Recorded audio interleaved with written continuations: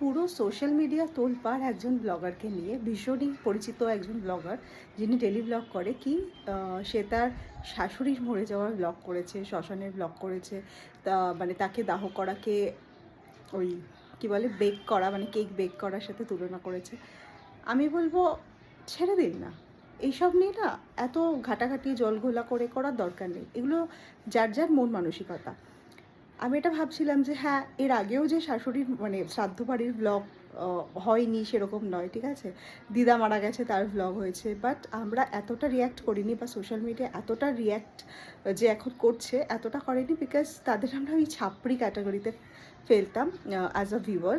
কিন্তু যাকে নিয়ে এখন ট্রোল করা হচ্ছে তাদের মানে তাকে আমরা ভীষণ রেসপেক্ট দিতাম, তো তার থেকে এরকম কাজ মানে কেউই আশা করেনি। তো সেই কারণেই আমি কারোর নাম নিচ্ছি না, বিকজ এই ধরনের কন্ট্রোভার্সি কোনোদিনও আমি করবও না। বাট আমার এটাই মানে এই কারণেই ছোট্ট ভিডিওটা করার, আমি একটাই কথা বলবো, বাদ দিন, ছেড়ে দিন, যেটা হয়েছে হয়েছে। যে যেরকম ভিডিও করা, কেউ বলে আজ অব্দি কাউকে সেই ভিডিও করা থেকে স্টপ করতে পারিনি। সে তার মতন করে ভিডিও করুক, আর আপনারা আপনাদের মতন করে দেখুন।